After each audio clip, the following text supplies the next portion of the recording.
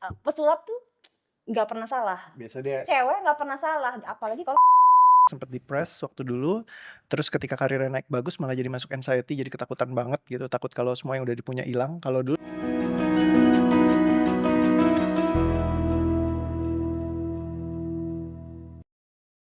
Oke, sekarang aku minta coach bilang stop di mana aja.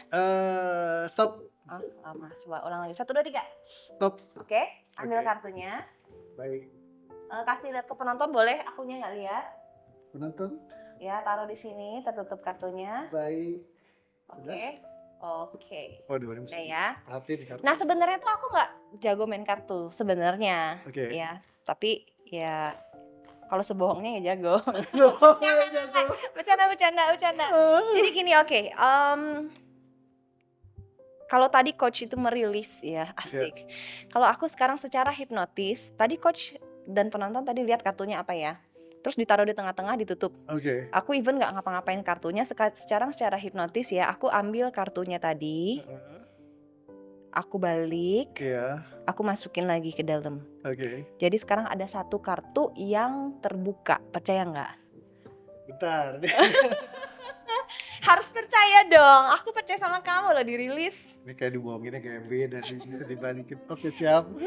Ada satu kartu yang menghadap ke atas dan itu pasti kartu Coach Reo ya. Sekarang Siap. kita lihat, sekarang kita lihat. Pelan. Kita lihat ada satu kartu yang menghadap ke atas. Oke. Ya. Ini aku taruh dulu ya. Ini kartunya bukan? Bukan? Iya, lain. Serius? Iya. Enggak gini. Pesulap tuh nggak pernah salah. Biasa dia Cewek nggak pernah salah, apalagi kalau pesulap cewek ya. Itu nggak pernah salah biasanya. Jadi mungkin ini yang kalimat ini indikator kalau kartunya Coach Reo ini ada di urutan kelima. Coba ya. Waduh. 1, 2, 3, 4. Ini Pelan-pelan. kartunya bukan? Ya. Dan enaknya jadi pesulap itu ya kan bisa ganti-ganti kartu ya. Kalau saya snap seperti ini itu 4 kartu diantaranya berubah jadi as.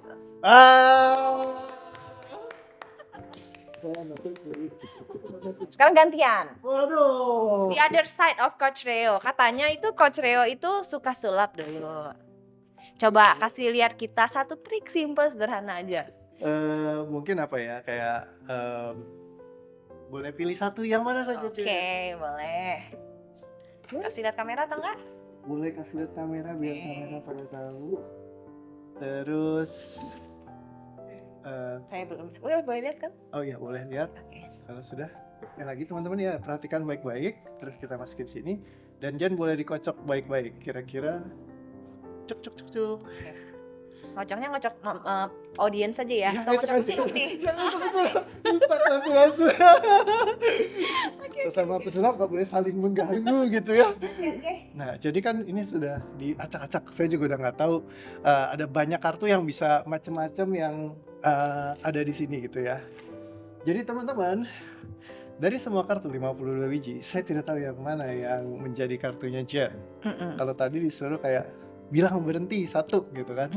Kalau aku mungkin pakai cara apa ya buat revealnya ya? Mungkin kira-kira tadi taruhnya di mana sih?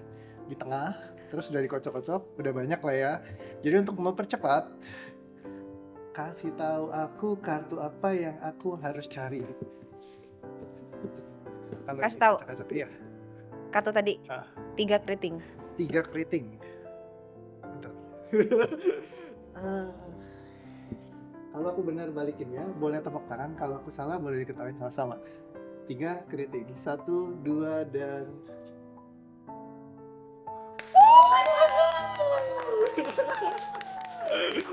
Saatnya kita bilang rilis.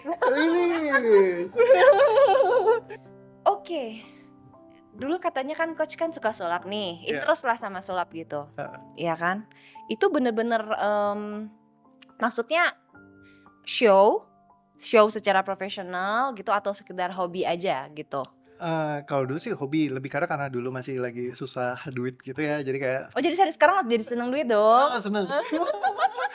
Jadi kalau dulu memang lebih karena kayak aku kayak main gitu ya. Jadi kayak ke Sweet Seventeen paling banyak. Jadi dulu sama Partyworks kan main ketemu sama Yohanes sama Aming segala macem. Jadi di PW itu ya ngejob aja gitu. Jadi kayak biasa banyak kan ya di Sweet Seventeen.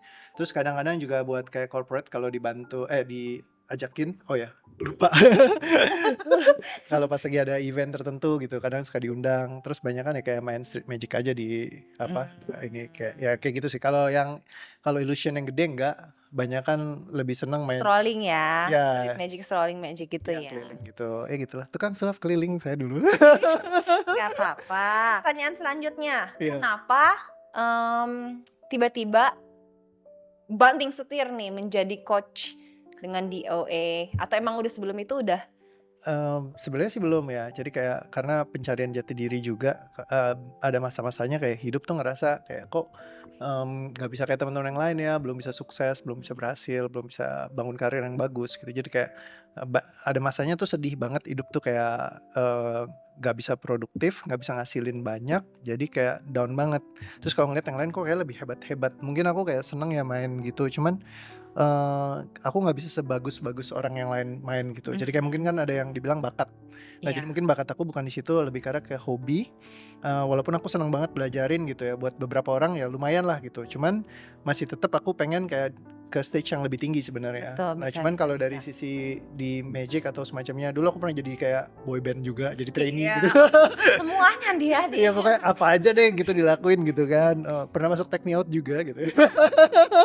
Juga pernah. Oh iya, sama-sama alumni. Ada orang Fremantle di sini. Jadi ya pokoknya buat lucu-lucuan lah selama lagi scraping, pengen istilahnya striving for success-nya gitu.